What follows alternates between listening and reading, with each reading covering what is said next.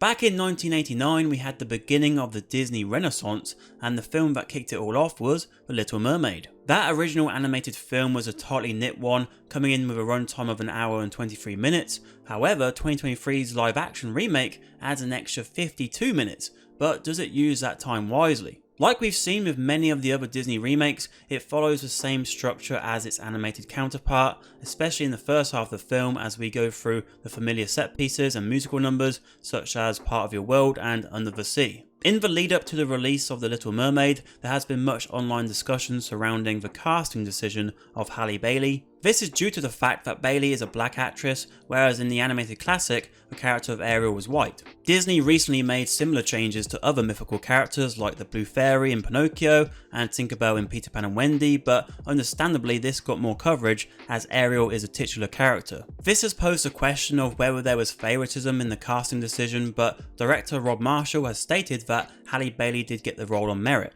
However, this is where the divide lies. One thing for sure is Bailey knows how to sing, and when the high notes come calling, she answers fantastically. Part of that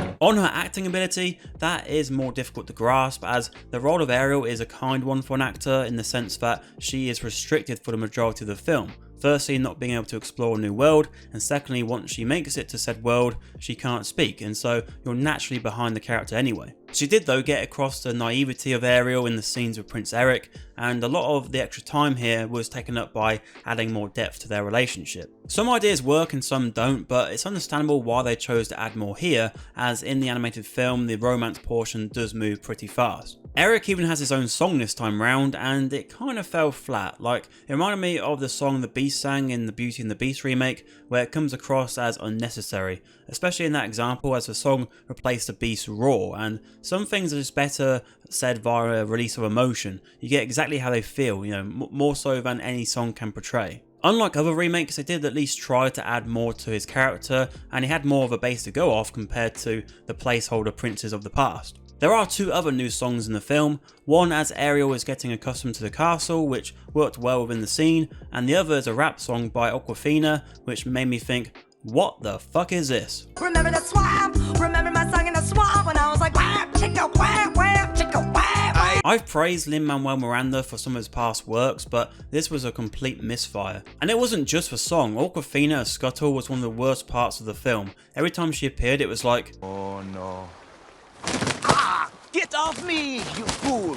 The other companions, Sebastian and Flounder, fared a bit better, although Flounder does feel much more redundant in this version, and they both suffer from the fact that cartoon fish and crabs are much more expressive and delightful things to look at, so they are weak in comparison. Some things just don't work so well in live action, like imagine one day they do a live action Simpsons movie.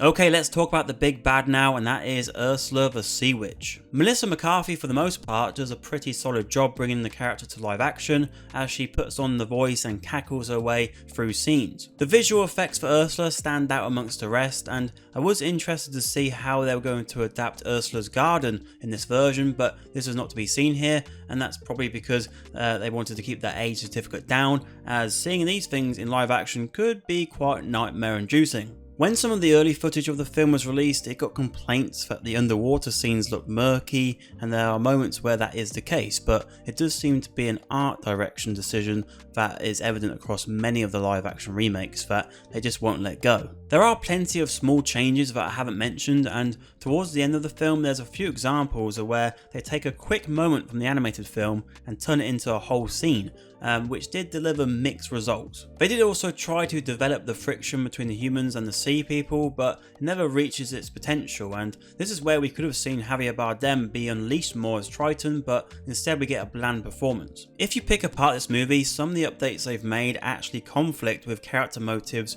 that were established in the original, but if you let that nostalgia wave go over you, that can easily help wash that away from view. Out of all this additional content, I'd say less than half of it actually produced a positive outcome, and so there's nothing overly significant here which demands a repeat viewing or recommending people to rush to see it. Despite that, The Little Mermaid is one of the better Disney live action remakes because it does at least show some competence, especially when you look at some of the recent disasters. Buy that child a bonnet and tie it over its fucking face. But how did you find this latest Disney remake? Let me know your thoughts in the comments below. And if you want to keep it Disney, on screen is our retrospective of the 1953 version of Peter Pan.